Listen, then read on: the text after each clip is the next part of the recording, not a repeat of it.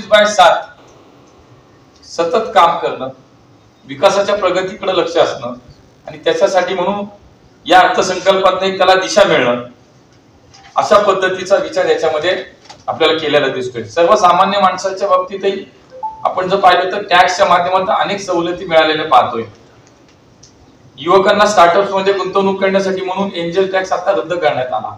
ही एक मोठी मला वाटतं उपलब्धी युवकांसाठी, ज्यांना स्टार्टअप साठी आता अधिकपणे गुंतवणूक करू शकतात आणि चांगली उभारी या क्षेत्राला नक्की मिळेल. पगारी नोकरदारांचं वर्गाचं स्टँडर्ड डिडक्शन जे 50,000 होतं ते आता 75,000 वरती करण्यात आलं. फॅमिली पेन्शन संदर्भात मोठा निर्णय झाला. पेन्शन वरील डिडक्शन आता 15,000 वरून 25,000 पर्यंत केलं. या दोन्ही निर्णयांचा फायदा देशातील जवळपास 4 कोटी नोकरदारांना व पेन्शनदारांना आता होणार. इन्कम टॅक्स मध्ये सुद्धा ज्या लोकांनी नवीन कर प्रणाली निवडली आहे त्यांना सुद्धा या बजेटमध्ये दिलासा मिळेल. ज्यांचे वार्षिक उत्पन्न 3 लाखापर्यंत आहे त्यांना आता कोणताच कर नाही. ज्यांचे वार्षिक उत्पन्न 3 ते 7 लाखाच्या घरात दरम्यान आहे त्यांना 5% कर भरावा लागेल. ती मर्यादा आधी 6.5 लाखापर्यंत होती आणि परिणामी देशातील नोकरदारांना जवळपास 17,500 रुपयापर्यंत कर सवलत आता या सगळ्या नवीन कर प्रणालीच्या किंवा या धोरणाच्या निमित्तानं आपल्याला मिळेल. सहकार्य एक असं क्षेत्र आहे की देशामध्ये म्हणजे उदाहरण आपल्या महाराष्ट्रातच आपण घेतलं तर महाराष्ट्रातल्या एकूण लोकसंख्येच्या जवळपास 50% पेक्षा जास्त लोकसंख्या आहे.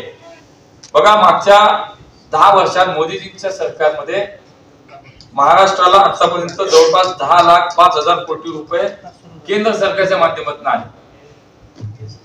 आम्ही राजकारण नाही केलं. मधल्या 2.5 वर्ष तर महाआघाडीचं सरकार होतं, पण याच्यामध्ये कुठलंही राजकारण त्यावेळेला आम्ही केलं नाही. शेवटी या देशातला प्रत्येक नागरिक हा त्याचा अधिकार आहे याच भावनेतनं आम्ही काम करतो. गेल्या 10 वर्षात महाराष्ट्राला केंद्र सरकारच्या माध्यमातून अनेक योजना आल्या, अनेक पॅकेजेस आली. त्याची किंमत म्हणजे मी मागे सांगितलं 10,05,000 कोटी रुपये या महाराष्ट्राला मागच्या 10 वर्षात आपल्या राज्याला मिळाले. आणि म्हणून हे सांगणे आवश्यक होतं. आणि आताचे आकडे मी आपल्या समोर मांडले. वाढवण बंद या महत्वाकांक्षी प्रकल्पासाठी 76,000 कोटींची तरतूद आहे. जवळपास या रेल्वेच्या बजेटमध्ये 41 नवीन प्रकल्प सुरू होत आहेत. 128 स्टेशन अमृत स्टेशन म्हणून जी काही बनली जाणार आहे त्या स्टेशनला अद्ययावत आणि सुशोभित करून त्याचं नूतनीकरण केलं जाणार आहे. आणि याच्यामध्ये आपल्यामध्ये नगर आहे, संभाजीनगर आहे, नागपूर आहे, पुणे आहे, मुंबईचं आपलं CST आहे. अशा अनेक रेल्वे स्टेशनचा सुद्धा याच्यामध्ये साधारणतः समावेश केलेला दिसतोय. आणि म्हणून मला याच्यामध्ये असं वाटतंय की महाराष्ट्राला सुद्धा निश्चितपणे या अंदाजपत्रकामध्ये अर्थसंकल्पामध्ये न्याय मिळाला.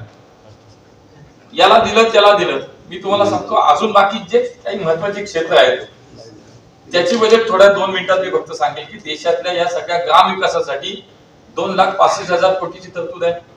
कृषीसाठी 1.5 लाख कोटी आहे, शिक्षणासाठी 1.25 लाख कोटी आहेत, IT साठी 1,16,000 कोटी आहेत, आरोग्यासाठी 90,000 कोटी आहेत. आता ही तरतूद काय केवळ बिहार आणि आंध्रसाठी नाही, ही तर संपूर्ण देशासाठी आहे. आणि म्हणून संपूर्ण देशासाठी असलेल्या या तरतुदीचा शेवटी आम्ही सुद्धा एक राज्य म्हणून महाराष्ट्र म्हणून आम्ही त्याचा भाग आहोत. आणि म्हणून केवळ काहीतरी खोटं सांगायचं, त्याचं नॅरेटिव्ह सेट करायचं, मग दिशाभूल करायची, हे मला असं वाटतं महाविकास आघाडीच्या नेत्यांनी गेले 2-3 दिवस जे चालवलंय ते पूर्ण खोटं आहे. मी आकडेवरून आपल्याला स्पष्ट करू इच्छितो की माझ्याकडे आकडे आहेत आणि प्रत्यक्षात पुरावे म्हणून मी तुमच्या समोर ठेवले. आणि म्हणून मला असं वाटतं की या सगळ्या ह्याच्यामध्ये खूप काही कामं अजूनही सांगता येतील. सगळ्यात महत्वाचं जे आपण मगाशी म्हणालो की आत्ताचं जे काही बजेट आहे, मी म्हणालो तसं की रोजगार निर्मितीचा एक उद्देश डोळ्यासमोर ठेवून खरं तर भारताच्या डेमोग्राफिक डिव्हिडंडला बळ देणारा हा अंदाजपत्रक हे अर्थसंकल्प असं म्हणायला हरकत नाही. कारण भारत हा जगातला सर्वात तरुण देश आहे आणि आज म्हणून रोजगार, उद्योग, शिक्षण याला केंद्रित असलेला हा अर्थसंकल्प आहे. MSCB खरं तर मी संभाजीनगर मध्ये येऊन MSCB बद्दल नव्याने काय सांगायची आवश्यकता नाही. ही उद्योग नगरी आहे आणि याच्यासाठी जवळपास 1.5 लाख कोटी रुपयाची तरतूद केली आहे. अनेक योजना त्याच्यामध्ये आणलेल्या आहेत.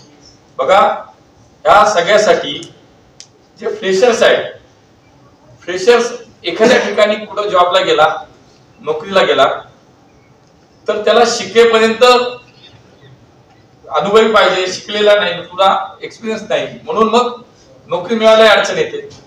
अशा फ्रेशर्सचा पहिल्या महिन्याचा पगार आता सरकार देणार त्या कंपन्यांना. कंपन्यांना सरकार त्या पहिल्या महिन्याचा फ्रेशरचा पगार, म्हणजे त्या काळात तो महिन्याभर काम करेल, त्याला अनुभव मिळेल, त्याला शिकायला मिळेल आणि तो पुढची त्याची नोकरी तिथे कंटिन्यू करू शकतो. मॅन्युफॅक्चरिंग सेक्टरसाठी सुद्धा उद्योजक आणि नोकरदारांना सुद्धा ईपीएफओच्या विशेष तरतुदी पुढच्या काळात आता लागू होणार आहे. नवीन रोजगार देताना पीएफ कॉन्ट्रीब्युशन जे आहे ते आता सलग 2 वर्ष, बघा किती मोठा निर्णय आहे, सलग 2 वर्ष प्रति 3,000 रुपये आता सरकार देणार. म्हणजे उद्योग धंदे जे काही मोठे मोठे किंवा छोटे मोठे उद्योग आहेत त्यांच्यावरचं जे दडपण आहे, समजा की सुरुवातीच्या 2 वर्षाचं जवळपास दरमहा 3,000 रुपये पीएफ साठीचं कॉन्ट्रीब्युशन आता केंद्र सरकार देणार. पुढील 5 वर्षात हा एक खूप मोठा निर्णय. पुढील 5 वर्षात 1 कोटी तरुणांना आता इंटर्नशिप दिली जाणार. ही काय असणार आहे? प्रत्येक तरुणाचा महिन्याचा 5,000 रुपये हा स्टायपंड म्हणून वर्षभर आता सरकार देणार. म्हणजे बघा, 12 महिन्यांचा पगार हे आता सरकार स्टायपंड म्हणून देणार. हा रोजगारासाठीचा इतका मोठा निर्णय आहे. देशातील 1,000 ITI म्हणजे आपण जे म्हणतो आपण इंडस्ट्रियल ट्रेनिंग इन्स्टिट्यूट जे आहे त्याचं आधुनिकीकरण केलं जाणार आहे. सिडबी, SIDBI जे आहे त्या 24 नवीन शाखा देशभरात आता उद्योग सक्षमीकरणासाठी सुरू होत आहेत. ट्रेडचा प्लॅटफॉर्म वरती सुद्धा रजिस्टर करण्याची लिमिट आता 500 कोटीवरून 250 कोटी आहे. म्हणजे उद्योगधंद्यांना सुद्धा एक चांगला दिली नव रोजगारासाठी म्हणून तरुणांना चांगली संधी, अशा अनेक प्रकारांना जर हा विचार केला, म्हणून मी एकूणच पूर्ण बजेट असा विषय न करता या समाजातल्या प्रत्येक घटकाला न्याय देण्यासाठी म्हणूनचा केलेला विचार, त्यासाठी विशेषतः महाराष्ट्र म्हणून आपल्या राज्याला त्यातल्या त्यात सुद्धा विदर्भ आणि आपला मराठवाडा म्हणून सुद्धा काय महत्वाचे जे काही याच्यामध्ये तरतुदी आहेत, जो समावेश झालाय तो मी आपल्या सगळ्यांच्या समोर या ठिकाणी ठेवला. खूप खूप धन्यवाद.